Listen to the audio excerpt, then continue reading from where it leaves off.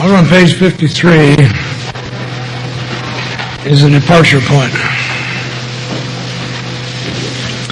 When we became alcoholics, crushed by a self-imposed crisis we could not postpone or evade, we had to fearlessly face the proposition that either God is everything or else He is nothing. God either is or isn't. What's our choice to be? I think it's funny, because if you choose God as nothing, there's nothing to worry about. If you choose God as everything, there's nothing to worry about. The worry is in trying to make the decision. So pick one. It don't matter. It will not affect the reality of God the slightest little bit. It will just affect the rest of your life. But pick one. You can always go back and unpick one of them. The other one, if you pick, you can't unpick it. And I'm not going to tell you which one that is.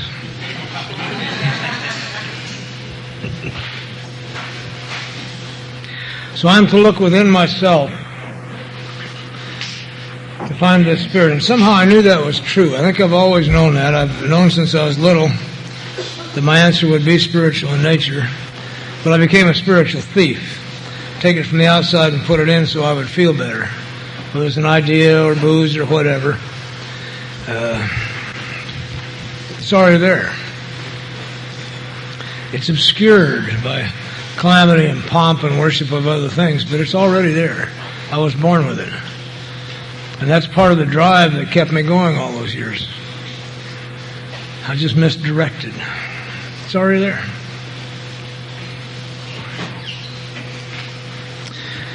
The mistake I made is that I thought I was a human being trying to have a spiritual experience. And I had a ton of them.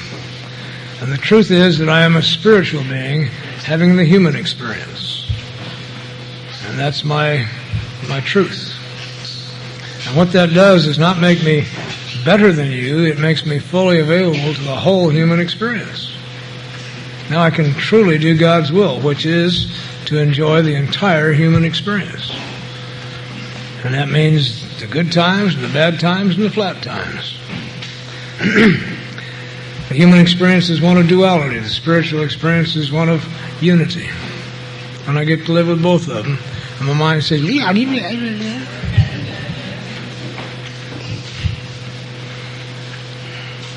I have very little time to cover an awful lot of stuff. And I've been praying about that during the break. There's no way that we can cover all of this. You're on your own.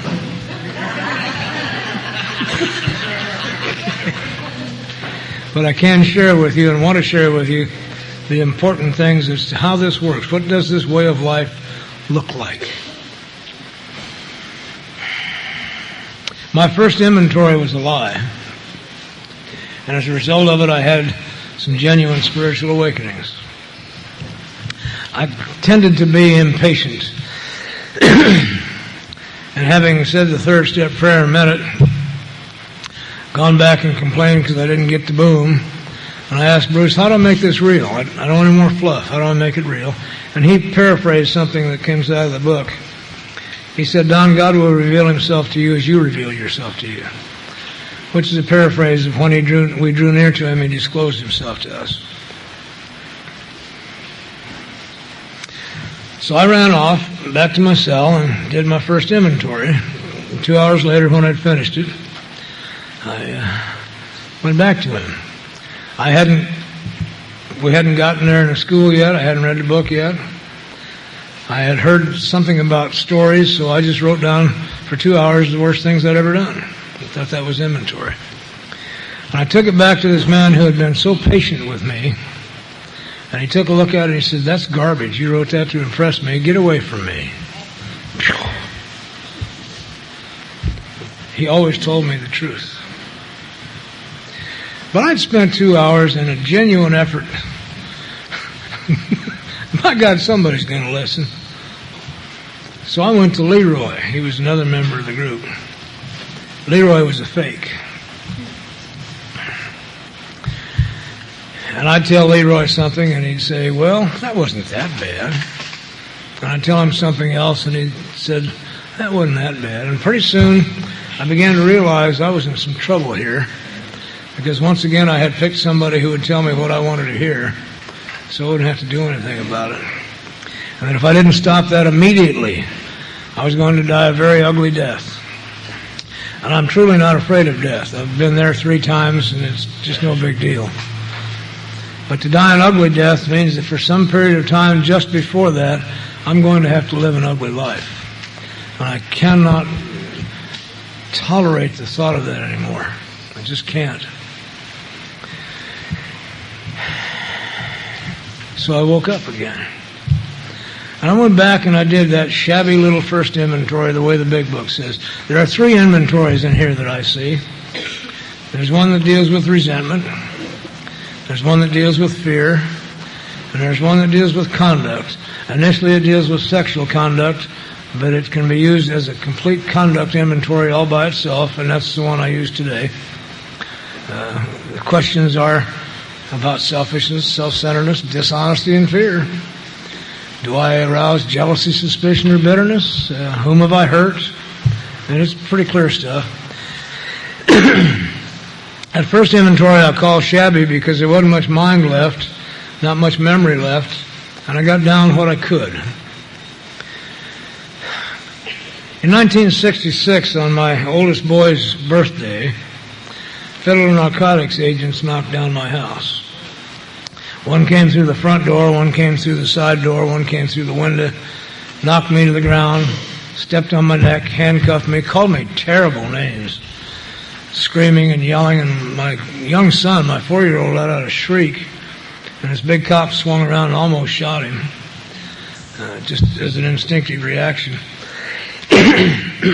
Well, he made my inventory list. I nursed the resentment I had toward him into full-blown hate. Carried around for about 1.5 years and really made me feel justified. Got me through the federal penitentiary. You know. Which, by the way, is one of the places where, as I went back and looked at my life, I could find my alcoholism. Consider this. The guy who'd hired me to do the job turned us all in. I had brought a load of marijuana across the border and got it distributed, and the guy who hired me turned us all in so he wouldn't have to go to prison. He also made my list. No.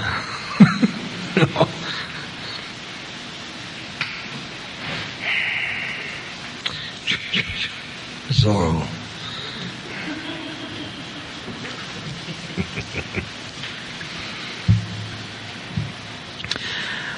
My youngest boy's birthday is December 12th, and I was to be released December 15th. And now I have been sane for a while and clean, and once again my focus is on the people I love, my children. And I knew how important it was for that kid that I be home for his birthday, and I wasn't going to make it. So I went to the law library and began to study. And I began to send out writs. And I managed to get myself out December 10th. I'm a pretty good lawyer when I need to be. And got to Albuquerque, and I felt it was necessary to stop and see Albert, the guy who'd turned us in, not to harm him in any way. Somehow I knew he just did what it was his nature. He was a snake. He behaved like a snake. But I wanted him to know that we weren't looking for him, because I didn't want that snake on my back trail. If he thought I was looking for him, he'd be looking for me. And I just needed to stop and tell him, it's cool, Albert. Yeah. And we had a drink or two. And I got home December 15th.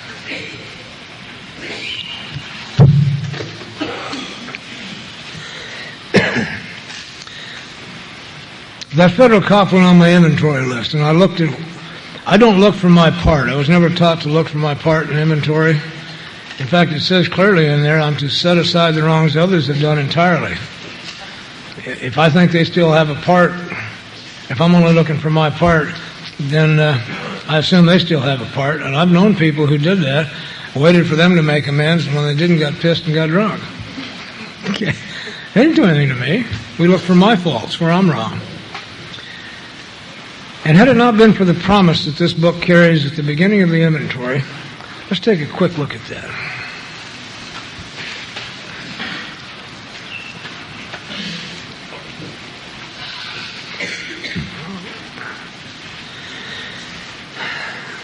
We've taken the third step. I'm over on page 64. At the top it says, though our decision was a vital and crucial step, it could have little permanent effect unless at once followed by a strenuous effort to face and to be rid of the things in ourselves which have been blocking us. There's the promise. If I will face this, I get to be rid of it.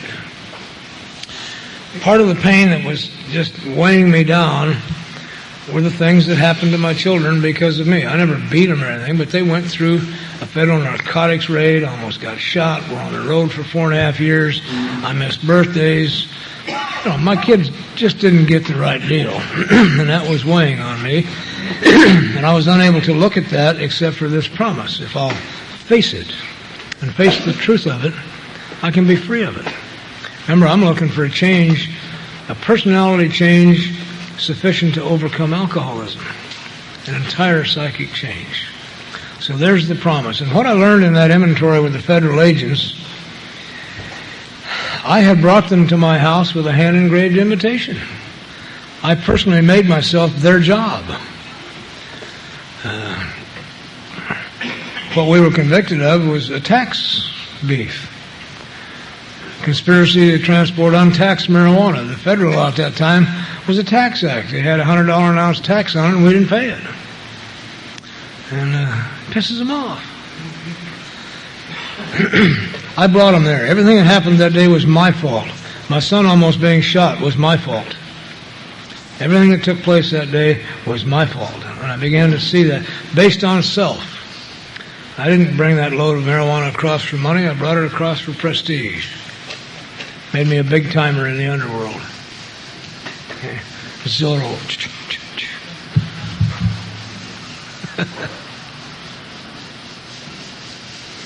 Our liquor is but a symptom. We have to get down to causes and conditions. We're walking away from alcohol, folks. It's only a symptom of the problem. It is not the problem. It is the problem at the beginning, but we have now come to a place where it's no longer the problem.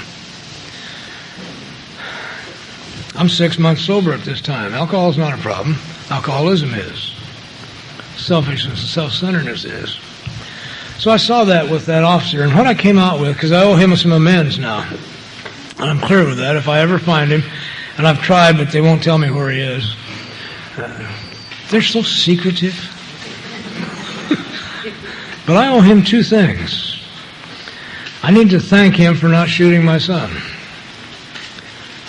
In a crisis situation where I probably would have pulled the trigger just as a reflex, he was so professional, he didn't. And I need to thank him for that, because the operating word is almost. But I lived on almost most of my life. Okay? He didn't do that. And then I owe him a sincere apology, because I put him in a position where he almost shot a 4-year-old kid. Shame on me.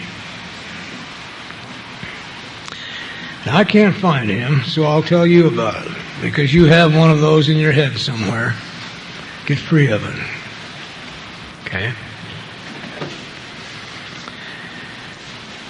Albert was on the inventory. He was easy. I picked him. If you're going to run with snakes, you're going to get bit. I knew in front Albert was a snake. I knew if something came down, he'd roll over. He didn't have any strength. But I said, sure, Albert, anyway, because I thought I was slick enough and fast enough that I could beat the game. Albert didn't do anything wrong to me. My dad was on my first list. He hadn't given me what I needed when I was 5 years old.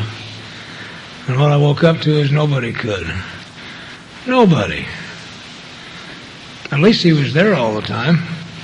I wasn't. My dad was always there for us. I'm in a penitentiary and my kids are in a foster home. Maybe I ought to get off his back. And with that thought, I got off of his back and realized he'd done the best he could with what he had. And getting off of his back, maybe I can get off of my back too. I did the very best I could with what I had. And it just wasn't enough. And there was some freedom came in that. I still don't have enough on my own, but I have enough now. I'll tell you how that works out. I do a lot of these kind of deals. I'm gone a lot. My family understands that's part of the reason we have what we have is because I'm willing to do this, and so are they. But we talk about it from time to time because I have a tendency to just get too busy. Anyway, I had made a commitment to be in Cedar Rapids, Iowa, to do a weekend with Gary Kluxdahl on the traditions and the concepts for a group. Made the commitment, and there it was. Now, I come from the AA school that says I'm to keep my commitments unless there's something really heavy comes up. Then if I find a replacement, I'm okay. Well, something came up. My little granddaughter, Gianna, was in dance class, and on the same weekend, she was going to give her first dance recital. There's only one first dance recital. Never going to be another one. And she really wanted me there. So I canceled me out and found them a replacement and went to that one. This afternoon she's in a soccer tournament and she understands I can't be there. This isn't the first soccer tournament. And we talk about it. You can talk with a 6-year-old. I told her I was in Baton Rouge, Louisiana. She says, "My goodness, Grandpa." She had no idea what that means. She just knows that's a lot of place, Baton Rouge, Louisiana. And I give it the whole treatment. Baton Rouge. Oh, I love the sound of that. Where is that, Grandpa? Way down south, huh? Really? I said, yeah, remember when we went to Disney World? It's almost that far. Oh, my. So we have to learn to make some decisions here, not based on self. This is not an easy walk. These are not easy decisions to make. But God gives you what you need to make them.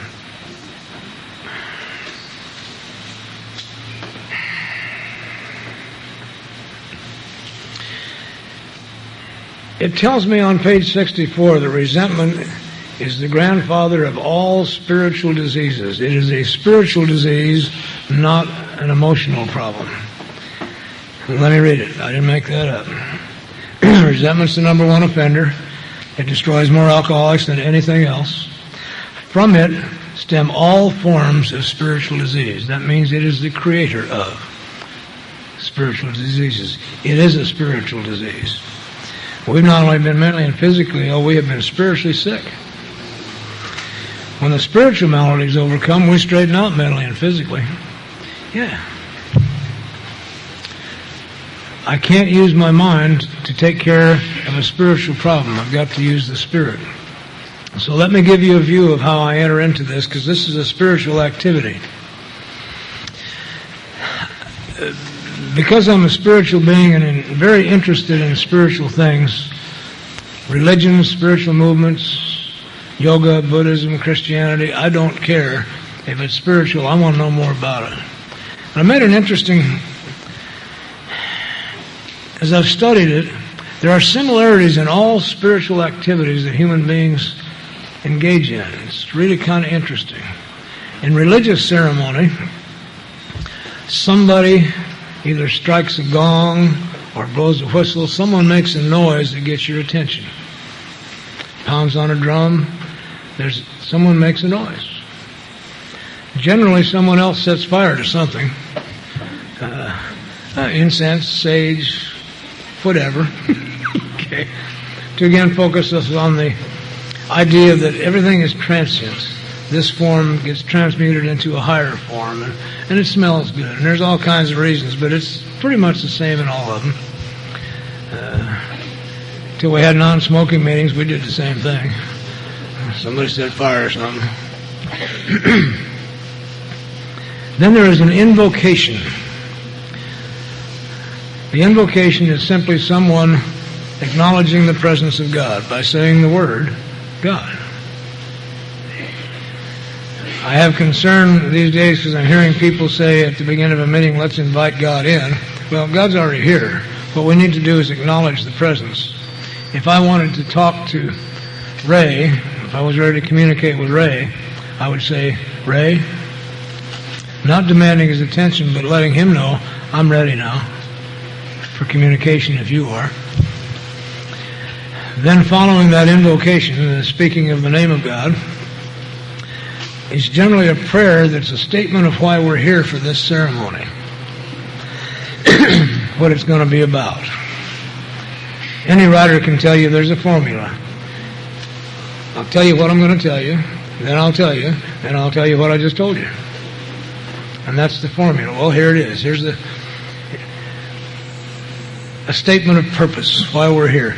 Then there are the ceremonial activities that take place to make that real. Then there's a restatement of the first prayer, which is kind of a closure. And then there's an amen, which closes the deal out. Amen, so be it, so mote it be. It's a closure. This activity is now closed, so be it. So I look at this thing and see, well, if this is a spiritual activity, will it have those elements? Sure enough. It starts out with God. Then there's a statement here that says, I offer myself to thee. I state the purpose. What am I here for? What's the ceremony going to be? Now, at the end of most prayers, when I'm still prejudiced, there would be an amen at the end of that prayer. I don't see one. So let's go ahead and see what's next. Oh, well, there's some ceremonial activity here. We call it inventory. There are some activities that we participate in that make that prayer real. Prayer now becomes activity, not just thought. And so I'm engaged in a spiritual activity. Well, isn't that interesting? I keep going. There's several more little ceremonial activities I'm going to engage in.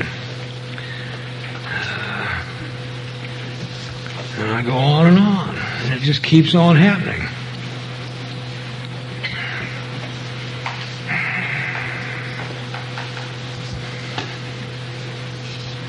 Teaches me how to pray. Teaches me how to deal with resentment. Resentment is not dealt with by my writing about resentment. That just identifies it. Okay? And tells me who I've harmed and how I have to make amends to them. It says to get rid of resentment, I have to realize the people who harm me are perhaps spiritually sick, just like myself. Now, what does that mean to me? Spiritually sick. Oh, when I'm spiritually sick, I am without power. I'm without spiritual power, so I begin power seeking. And when I'm power seeking, I step on the toes of my fellows and they retaliate. Maybe the people who harm me are without power. And they're power seeking, they behave just like I do. But guess who picked them? I walk up and says, here I am, take your best shot. And they do.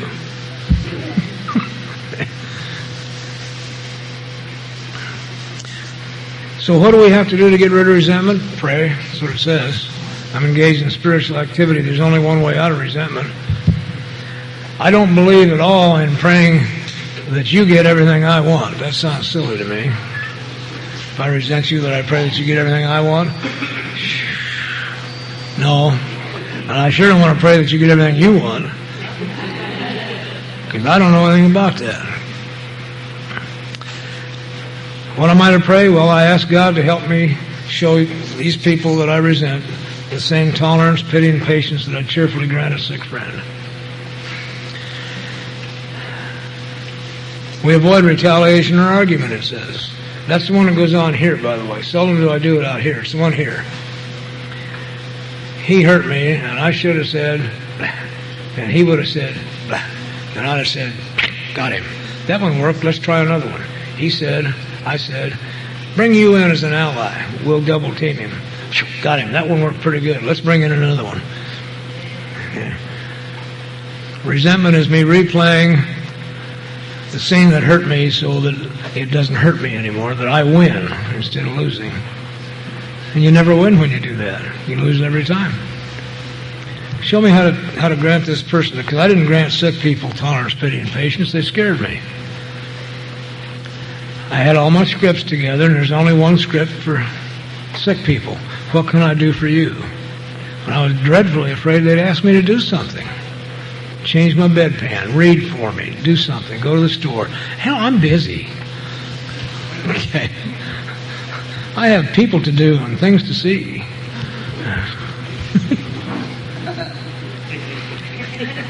Took him a minute, but he got it. We can't be helpful to all people, but at least God will show us how to take a kindly and tolerant view of each and every one. And there's the one that keeps my ego reduced.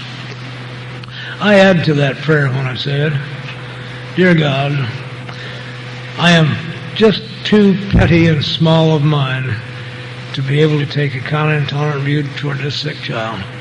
Please show me how, because I just can't find it. And I must tell you that saved my sanity September 11th.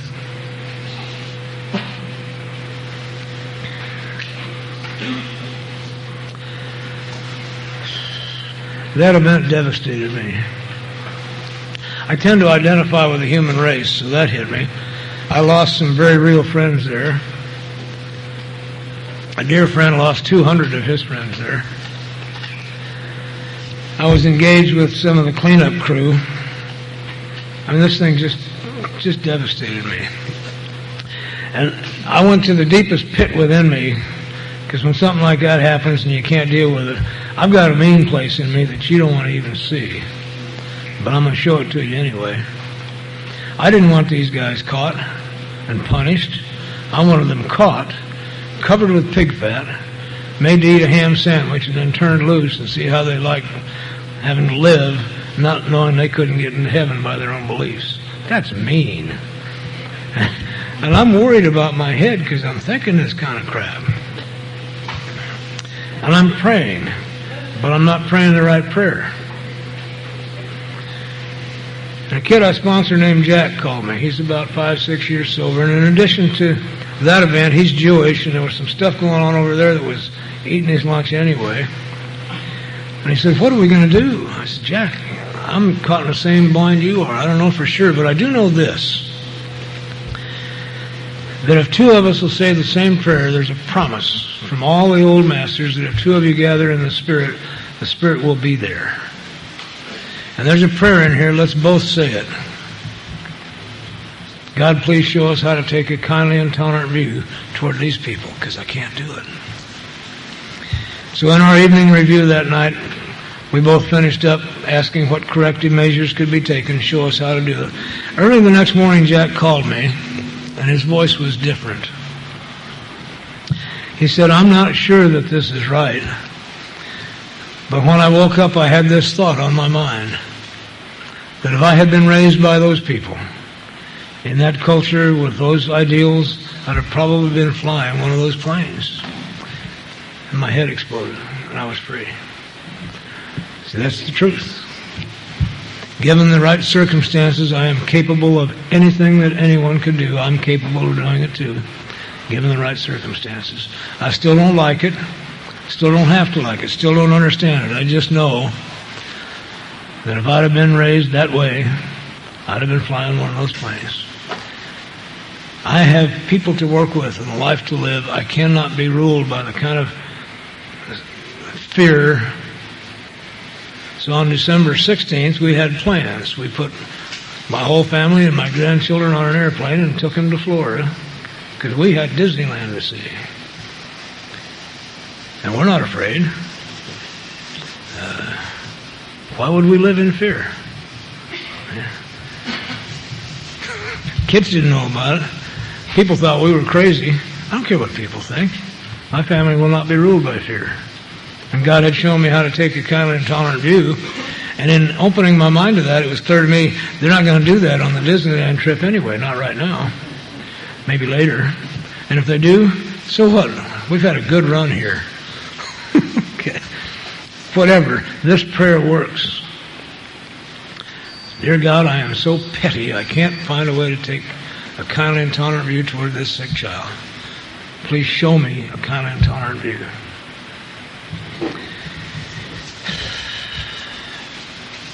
I want to share something with you if you would like. I write inventory today the same way I wrote it 35 years ago. And I think it's important to me that I share with you how this works in real life.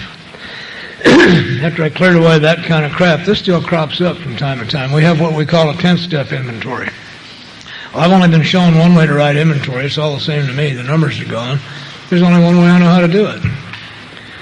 So I'm going to share a little piece of it with you in a real life event, if I can do it without crying.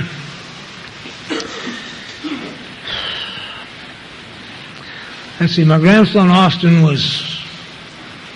this happened 3 years ago, when Austin was just a baby, which means I was 31 years sober and in pretty fit spiritual condition. I was working in corrections. I was doing everything I was supposed to do. I'm okay, truly. And I got a call, or my secretary got a call and brought it into me. She said, I just got a call. You're to go to Porter's Hospital as soon as possible.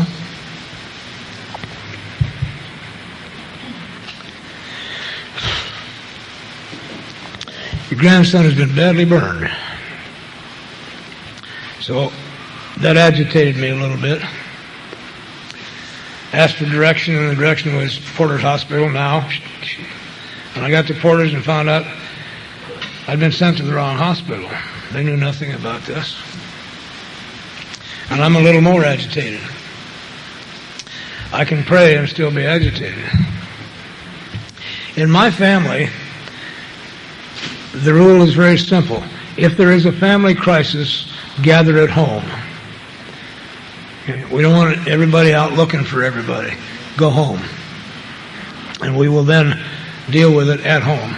So I went home, and sure enough, there they were. Now, I live in a matriarchy, and I love it, by the way. If you guys got any brains at all, find you one quickly and just jump right in.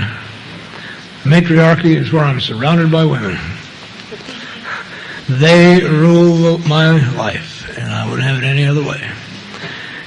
One of the keys to that is, guys, is you have to help them understand that you're totally incompetent.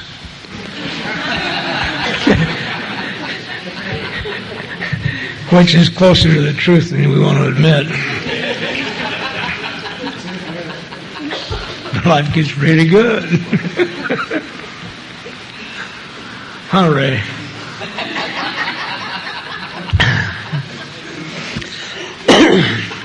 Well, there's my family. My wife, my older daughter Lisa, Kelly, who is the baby's mother, my granddaughter Gianna, and Austin, who is a year old, and he's got this big bandage on his hand. It seems that there's a line right here, and all the skin has been burned off from there. Somebody has dipped this baby's hand in boiling water, and it's clear. We know that's what happened. There's no question about it. Now, he's fine. He's just grinning like he didn't have any sense at all. Everybody else, including me, is a little agitated. Kelly's on the phone with her husband, and some people misunderstand this. Her husband didn't do this. What happens is that with young families, quite often, both parents have to work to make a little bit of money. So Kelly had a friend, and when Kelly was working, this friend watched all the kids, and when she was working, Kelly watched all the kids. And she dropped them off, and this lady got called to work, so she left the kids with her husband. And in some sort of insane mood to stop this baby from crying, he dipped his hand in boiling water. I'm pretty upset. Kelly's on the phone with her husband, and I can tell by her responses, he's blaming her for this. Mike's a nice enough guy, but he comes out of the Los Angeles barrios. He's all macho top to bottom, and if she'd have been home, this wouldn't have happened. That kind of stuff. I can see by her responses. She's talking with him, and I snapped. I grabbed the phone out of her hand and said, "Listen, you son of a bitch." My older daughter said, "Go, Dad, go."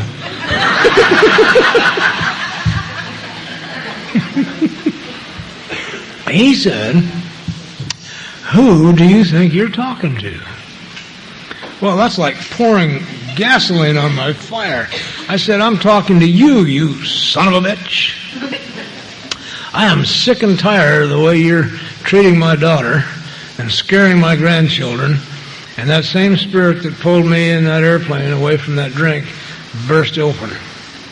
And I could see clearly in just that instant, the only one scaring anybody was me. Man. I'm supposed to be available to these people, and I'm acting like a maniac.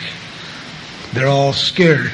Because when I get angry, there is a bear that comes out. I've had people actually move back without me saying a word, and they could see that happening, and it scared them. So I did the only thing I know how to do. I needed the last word, so I slammed the phone down on the floor to make sure he understood that. And then I quickly ran out the front door so I could get by myself and pause. That's all I know how to do. Because I've got to be useful to these people. You'll notice I'm not, so far, haven't even mentioned the baby. I should be concerned about him, not the son of a bitch. And paused and got it together, realized a couple things. What I did was interrupt her calming him down. He wanted to go kill this guy. And my daughter's trying to get him calmed down, because if he does that, she's going to lose everything. And I interrupted that. She knows how to handle him. He's not physically abusive, but he's verbally abusive, and she went to therapy one time, and he didn't. And I kind of feel sorry for him these days. He doesn't have a chance. He starts acting up, and she just flicks little buttons. And poor bastard.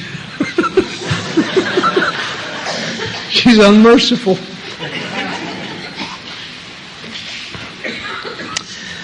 Got calmed down and dealt with the situation then. Now, I don't have time, if you'll notice, to write any inventory here. Real life doesn't always give you time to get specific. But when it was over, I did have to go write some inventory, because I want to find out what kind of a threat was it that allowed that button to be pushed in me, because I don't want that to happen anymore with anybody.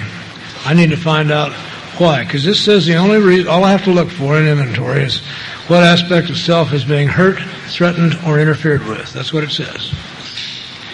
So I did it. Y'all do 3-4 column inventory here? Well, then you recognize that's the first column, and the second and the third. I'm going to share this with you because this is the rest of it, the way I do it. I was upset at him. I was angry with him because of the way he treats my daughter. He's macho, self-centered, and he won't help her with stuff. And that threatens my security, my self-esteem, and my ambition. I run this prayer and realize he doesn't have any resources. And one of the reasons she was trying to calm him down, I have spiritual resources and I'm freaking out. He doesn't have any resources like that. No wonder he's freaking out. You know, he doesn't know anything to do but go kill this guy. And I understand why. He's saying if she had been there, it wouldn't have happened. He's saying if I'd have been there, that wouldn't have happened. And he didn't know how to deal with that. I've got a kindly intolerant view toward this guy now. So where am I selfish? Well, I don't want to be involved in their drama. Come on, this is my daughter, but I don't want to be involved in their drama. This upsets me. That's pretty selfish. I'm self-seeking because if I don't take my wife and my daughter, that's the wrong reason for me to respond. That's just self-seeking as hell, so they won't get upset with me. Dishonest for me to think that I shouldn't stand up for it, or to think that this is any of my business, except to provide a safe haven for the real crisis. What's going on between she and her husband is none of my business. I'm beginning to get some stuff revealed here. She picked him, not me. She gets to deal with him, not me. She loves him, not me. And she was doing fine till I interrupted. Now, I also diverted his attention, but she was doing better. Where am I frightened? Because this forces me to take a stand. I mentioned earlier intentional neglect. I don't want to take a stand. We got a restraining order on him one time, and she wouldn't let us serve it, or she got it and then wouldn't serve it. And instead of doing anything else, I just shut them off from that point on. That's wrong. Okay? I'm to blame for not taking a stand. I should either get involved or let it go, one or the other, and I hadn't done that. I've been wishy-washy. And I can take a stand and say, that's your problem with him, and that's okay. But for me to say, that's your problem, let me help you solve it, that isn't okay. Or, don't tell me about it, I don't want to hear that shit. That's not okay. Then I got the big revelation, the thing that I needed to find in here. I'm at fault here because I'm judging him based on hearsay. I don't really know what's going on. I've never seen him mistreat her. I've watched the children for signs of it, and I don't see any signs in the children. You can tell with children. They're no problem. They love their daddy. They're not traumatized by anything. So I'm judging him based on hearsay, and that's the important thing for me to get a hold of. I spend a lot of my time judging people based on hearsay. I must stop that. I can't be useful to God or you if I make a judgment about you ahead of time. That's prejudice. And there I was with it. Now I'm faced with this problem. I've got to make amends to him for calling him a son of a bitch. Nothing else. I just had no right to call him a son of a bitch. That's demeaning as hell. That's not right. It was based on hearsay and based on himself. I'm wrong. I've got to find him and go do that. My problem is, do I call him? Do I go where he works? Do I go to his house? Do I wait for him to show up? I don't know. I'm praying. We make problems that aren't even there. Went out to get the mail, and he's walking up the driveway. Now, this is 200 pounds of solid muscle and bad attitude. And I'm old. And remember, the last contact he had with me, I'm calling him out, essentially. Okay? So I did the most instinctive thing, trust your instincts. I walked toward him and did this. That's as ancient as time. Got no beef, man, got no weapons. I'm cool. Okay. And said to him, Mike, I just need to talk to you for a minute. Is that okay? I need to get his permission to talk to him now. He said, yeah. I said, well, Mike, I was wrong in calling you a son of a bitch. I sincerely apologize. I had no right to do that. And I hope you'll forgive me for that. You need to know I still don't like what's going on here. But I apologize for what I did to you. Yeah, that's all right. It wasn't for about 4 months, but that's all right. And that's how that works out in real life. The words come off of the page and become real. And it's all about prayer. Once I pray correctly, I know what to do correctly. Okay? I'm starting to like him. And he's starting to like me, too. When I asked God to show me how to take a kind and tolerant view, the view I was given was the truth. This guy is a really hard worker. That's all I could see that was good. He's a hard worker. He works awfully hard to take care of his little family. He has no idea what to do with the money when he gets it. He misspends it. It's awful. But he works hard and he's dedicated. He just got him a 5-acre ranch so the kids will have a place to grow up and be free and out of the city. He's a hard worker, and that's all I needed to get free. One piece of information that lets me know there's a reason for this. My sickness says, why did they do that to me? There's no reason for them to have done that to me.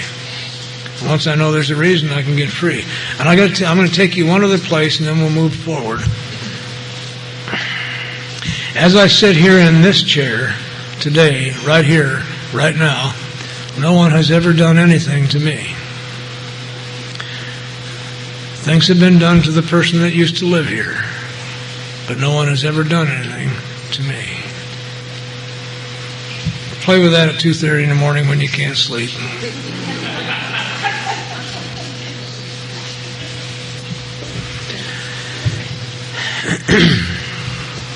I'd like to talk a little bit about amends. The big book's very clear on how to make amends. Very clear. Make them. Yeah. There's no slack. The only codicil is if it will actually hurt someone, then be careful. I hit my evangelistic stage while I was locked up right after I got through this, that fifth step. I finally got a real fifth step done and said my prayer added to the 7-step prayer because I knew it was a shabby effort. Please, God, by the way, don't let the stuff I haven't found yet kill me before I get to it. And I'm still finding it, as you heard, and I'm still here, so he's doing his job. I became really evangelistic and ready to make my amends. And my sponsor said, it's a good thing you're locked up, because you'll just screw them all up. He says, we know what you did to these people. It's all here. But you're so insensitive, you have no idea what it did to them. So he gave me this little exercise. He said, I want you to go back to your cell tonight. I mean, we're the list-makingest people I've ever seen. I have to make another list now. I'm going to take this list and make another list of all the people I've harmed. And then he said, add anybody you can think of, because if you met them, you messed with them. And I don't know the whole world of men's, but the attitude was right. He said, here's what I want you to do. Take each one separately and close your eyes and see if you can feel a willingness to look each one right in the eye and say to them, I have been wrong and I've harmed you. Would you please tell me what I have to do to get these books to balance? And in going over that list, I found I was truly willing to look any human being on the planet right in the eye, and if I've harmed you in any way, let me know so we can get the books to balance. And I had the experience I'd waited for my whole life and stolen so many times. I was lifted from that steel chair and set free. That's what it felt like. I've been free ever since. I got free lockdown for the night in a maximum security single-cell penitentiary because it's an inside job. It has nothing to do with the circumstances. My cell changed from a place of confinement to a place of sanctuary. I had 12 to 15 hours a day of peace and quiet so that I could pursue what I was doing. How nice. I was no longer locked in. You were all locked out. Just a change. I started letting me run the tears.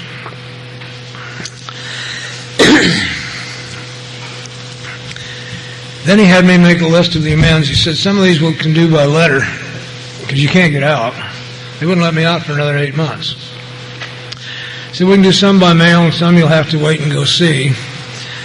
And had me make a list, and when I showed it to him, he changed most of them. The ones I wanted to go see, he thought I could deal by mail. And the ones I wanted to deal by mail, he thought I should probably wait and go see. And I learned a very important lesson. Some of the things from my past I get to live with. There's nothing I can do about them. I can't change them. Chuck Chamberlain helped me immensely with the thing with my children. He said, there's nothing we can do about what we did to our children. It's done. All we can do is create an arena where they also have an opportunity to heal. And we call that home. It was just that simple. I had some major amends to make. That set of Christmas tree lights that I got on credit, $1.25, $1.50. I had to write him a letter and say, I never did pay you for these. And I'm in a penitentiary, and I'm an alcoholic, and blah, blah, blah. I always have to tell people I'm an alcoholic, and that doesn't excuse my behavior. But as a result of it, I've harmed you, and I was wrong. And my life depends upon my getting square. Always tell people that. My life depends on it. I'm not here out of any noble purpose. I'll die if I don't do this. He said, I make 10 cents a day. That's what I got paid. And by the way, that's a good balance for me. Until I'm back to 10 cents a day, I'm way ahead of the game. Okay. I can't whine about anything. And out of that, I have to buy my own toiletries and tobaccos and the things I need. Would you take $0.25 a month until I can get this paid off? That's really hard on a big-time gangster's ego. And he said, he wrote me back and said, yeah. Now, I know he must have thought it was silly, but I had told him my life depended on this, and he was kind. What I have learned over the years is that of all the attributes that I admire most and that we must carry into the world, and the world is full of, is kindness. 2 years ago this month, I had some surgery done, and the surgery went pretty well. And so the next day they sent me home, And at 2 o'clock in the morning, something went wrong. And they had to rush me back to the hospital. And I'm in the emergency room now. Let me fill out the whole story for you.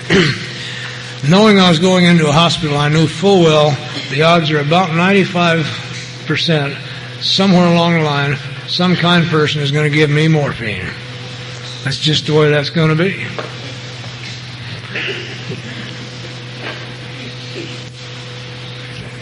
Can you hear me? Oh, you're pointing to your ear. I thought. Oh, never mind. And along the way, I had a friend who had gone in for some surgery years ago, and every time they gave her morphine, she just prayed and said, well, they've addicted me again. Please remove this one like you did the last one, and came out free. So I had that and was doing that for a while. And I started to make that prayer prior to going in, and it hit me, I don't need to pray for that. At my present state of consciousness is denial of God to ask for that. It's now a presumption. He will protect me. Thank you for that. That's the shift in the prayer, and I knew I'd be protected.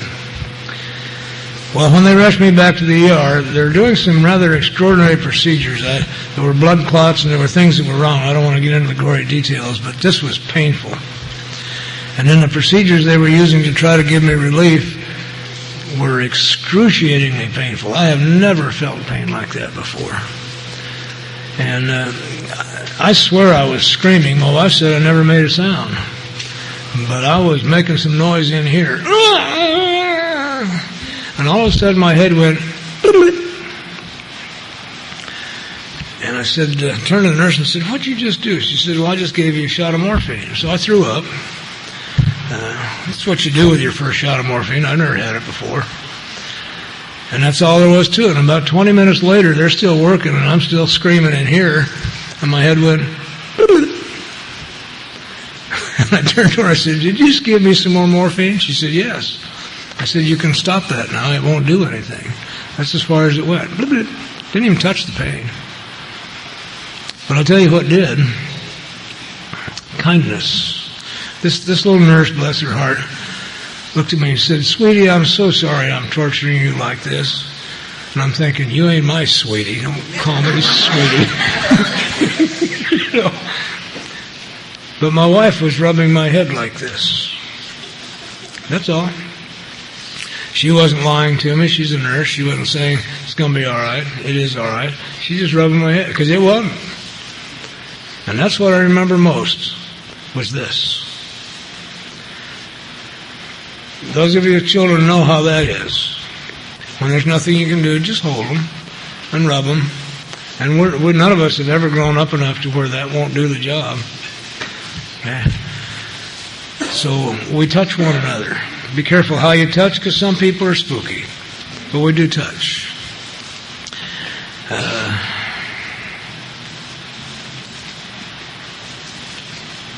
My home group now meets in that hospital. We moved over there.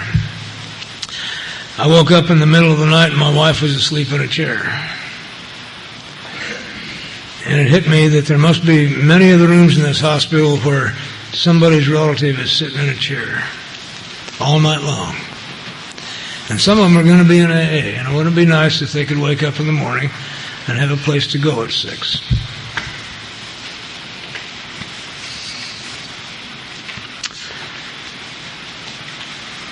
So,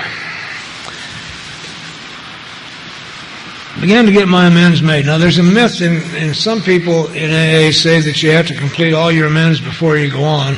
The big book says we commenced this way of life as we cleaned up the past. It was 22 years before I could make amends with my brother. So my brother's a real straight arrow. He used to form bands and play music, and I'd sell marijuana to them. He watched me destroy our common dreams and hurt the family. And it was a long time. He just didn't trust me, nor should he. I came out of that penitentiary knowing that I have no right to ever expect anyone to even talk to me again after what I've done. That it's all bonus. All I can do is try to clean it up. So he's a kind man, so he didn't, when we met, he was pleasant. That's as far as it would go. 22 years sober. He invited my wife and I over for dinner one night. Shocked the hell out of me. We went and had dinner and visited for a while. When we were over, he's very truthful. He said, Don, I'm not sure that you and I can ever be friends, but this was pleasant. We could do this again. And that began the healing. I had occasion to go to North Carolina and work for the Department of Corrections down there, which is funny. You should have been in my head the day the captain gave me the keys to the place. I wonder if he knows what he's doing here. He did. And part of making amends to my family is to show up regularly. This is a principle. Be regular. When my boys and I lived in the mountains, I worked at the reformatory in Colorado for a while, and I had to come into town every week. On Monday, I'd come in Sunday night, check in with the office, catch my home group, and then go back over to work. And it struck me, my boys' experience of me is that sometimes I take off and go somewhere, and it may be a week or so before they see me again. And they were teenagers now, and that was no big deal, but I asked them one day, does it bother you that I go over town? He said, no, we don't care if you go. Just make real sure you tell us when you're coming back. That's what people need to know. To this day, I do that. My wife is afraid of heights, and she's nervous about me flying as much as I do. So, and I love her dearly, and I love the sound of her voice. Oh, come January, meet her. The sound of her voice is like temple bells. Oh. So I call her a lot. And part of the reason I call her is that she drops me at an airport, and in the back of her mind, laying there, is a little anxiety. And so when I got to Houston, I called her from Houston. I said, I'm safe so far. And when I got to Baton Rouge, I called her and said, I'm finally on the ground. We're all right. Now begins the most dangerous part of the trip. Riding with Bobby Broussard out to his house. But those are things that are important along the way, to learn to communicate with the family and let them know what's going on. That includes the people I sponsor. They're part of my family. They need to know what's going on. We took a 2 weeks, it turned into 3.5 week trip. And I had a new guy that I was just getting into the inventory process. So I just set him up with one of the other guys and made those arrangements so he would have continuity and regularity. Doesn't have to be me reading the book. I showed this other guy how to read the book. He took care of him while I was gone. And I called him just every once in a while just to tell them how much fun I was having. And if they stayed sober long enough, I'd show them how to have fun too. Just a little mean streak. So I would go home regularly. My wife stayed in Denver for the 2 years I was down there. I was on a federal grant, and in 2 years it came to an end, and she didn't want to move. She had a very important job dealing with these children in this research unit. So I'd come home frequently to see her and to see my folks, because when I went to make amends to my mother, one of the things that happens when you are willing to say within yourself or openly, what do I have to do to make this right, is you shut up and listen while they tell you. That's all you have to do. It's no big deal. And we're supposed to be easy on them and hard on ourselves, which means they have to think. And I found a way. I was about 6 weeks out before my mother would allow me to come by. She was very reluctant to see me. And we had a very gentle little talk. And in that talk, I found a way to ask her what I have to do. And then I shut up and listened. She said, honey, all I've ever wanted for you is that you be happy. So on a regular basis, I go by my mother's house happy now. And I drag my happiness with me. Wife, kids, stories about you. She said it was 6 years before she believed I was going to amount to anything, but I wasn't going by to convince her of anything. She wants me happy. Regularly, she sees me happy. So I would regularly go by and see her back from North Carolina. And one of those trips, my little brother came in. He's an old man now. And I was sitting with my legs crossed like that, just chatting with Mom, and all of a sudden my brother kicked me on the bottom of the shoe. And he said, "You know, Don, I'm really glad to see you." And he was absolutely shocked, because he hadn't felt that way for years. He was genuinely glad to see me. And then he got serious. He said, "Look, next time you're in town, let's you and I go up to the cabin and do a little fishing. We have a cabin up in the high country." And because I'm a listener, I heard what he was really saying. Next time you're in town, we need to get away from everybody for a whole day and sort this out. And we did. We played cribbage, and we talked, and we sorted, and we talked. When we finished, he gave me a great, great gift. He said, "There's one last thing I need to tell you, Don." He said, "I'm 58 years old now, and I believe I've made a decent contribution to life." He's left 7 symphonies and all kinds of things. He has.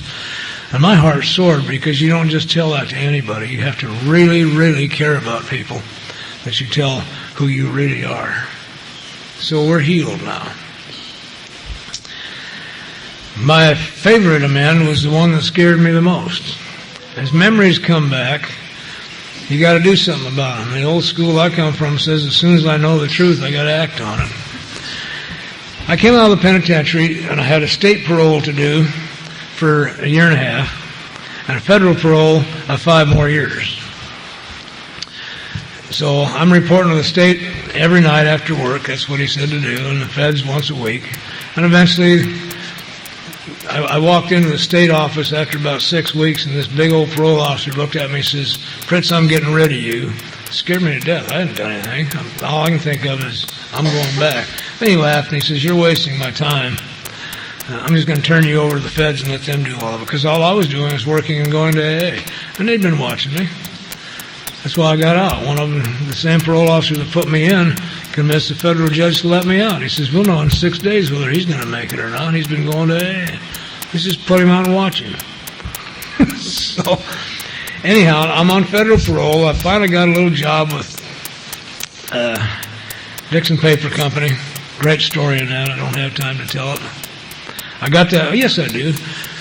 I got that job because of who I am. You all taught me to be completely open and let the cards fall where they may. Well, Dixon put me on as a temporary laborer through a labor pool for a while because they didn't hire ex-cons. And I'm not an ex-con anyway. I'm a man that's been to prison, so it doesn't matter. And I went to work. And a couple months later, they actually hired me on their payroll. Apparently, they hire men who have been to prison. But to do that, I had to make out an application. And, you know, they ask you to put down your job history. Well, in 1966, I was a drug smuggler, so I put that down. And it's one of the things I did.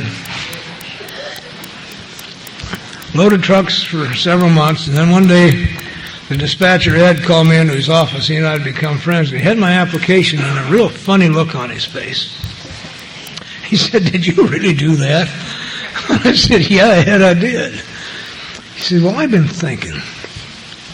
We have this little bitty delivery truck that delivers paper to the print shops in downtown Denver, and then has to go out on East Colfax and drop off sacks, and it's a tough little route. But it seems to me that you have the skills needed to get things from here to there." So I got me a truck, got me a job. Going out of East Colfax, dropping off sacks, one of my customers was the public merchandise mart that had given me the boots and the shirt.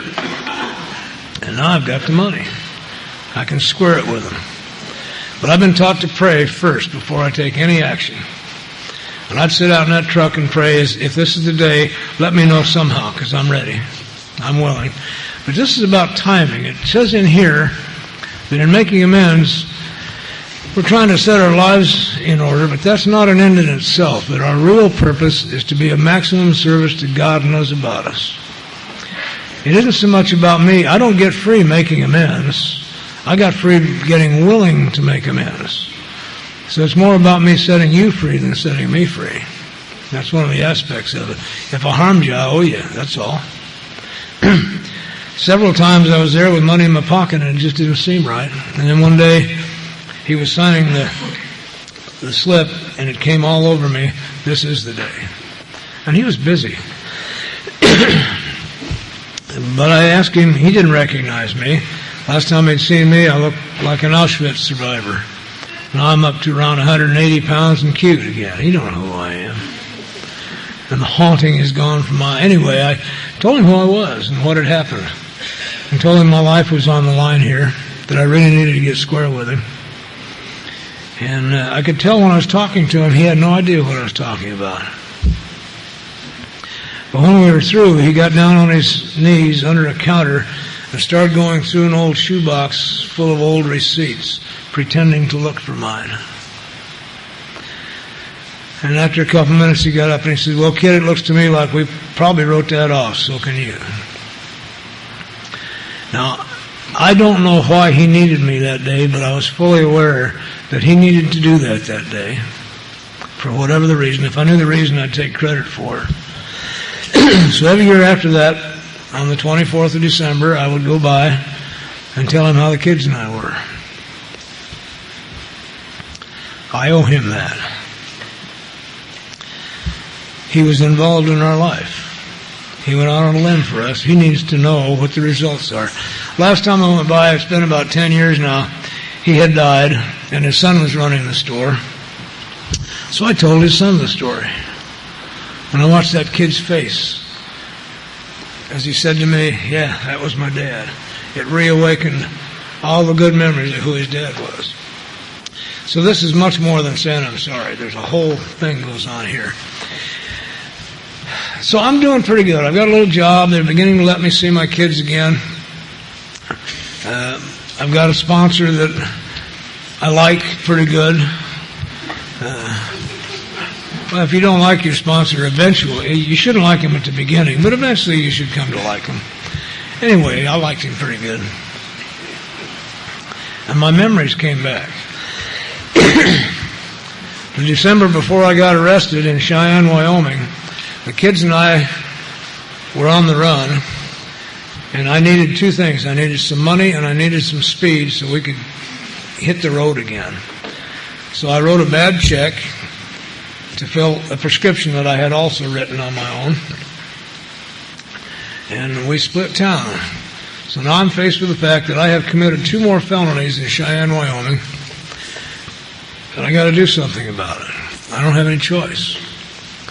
Went to my sponsor, because he came from Cheyenne, by the way, and we read the book, and it says that if others are going to be involved, we should consult with them. Well, the only person really involved with me at that time was my federal parole officer. I got to go to my federal parole officer and confess to 2 felonies. Made me a little nervous. But Gary went with me, and he and I had developed a relationship that was one of beginning to be mutual respect. He saw what I was doing, and I knew what he was doing, and I liked him, frankly. Anyway, he said, "You're right, you have to do something about it. And here's the deal. I'll give you permission to leave the state, and I won't violate you if they arrest you, but you got to do something." So we left, and on the way home we were talking about, Gary said, "I come from Cheyenne, and I know the guy named Rexall. He's a pretty decent man. Let's do this. It also says we're not to be the foolish martyr and just throw ourselves into the lion's mouth. It says you got a job now, they're letting you see your kids, you're starting to make something in your life. Let's do this. Let's write him a letter. Lay the whole thing out for him and ask him how he would like you to handle it." That's consistent with what I was taught. But I'm a little nervous because now I've got to confess to 2 felonies on paper and sign it with my address. Off it went. And I wish I had a high drama ending for you. The letter came back, the man had died, and the place was closed. But that didn't matter. I had done what I needed to do. Then I got to thinking, wait a minute, don't I owe the state of Wyoming something? So I went back to my parole officer and asked him, and he said, "Oh, don't do that. Don't do that. Here's what's going to happen. You're going to go up to Cheyenne and confess to 2 felonies that they can't prove because all the paperwork's gone. And you're going to have to deal with confused police officers, and I don't want you dealing with confused police officers. You just take care of your life and we'll see somewhere along the way." 5 years ago, I was working in community corrections, establishing alcohol and drug treatment in correctional facilities in Colorado. And I'm really very good at what I do.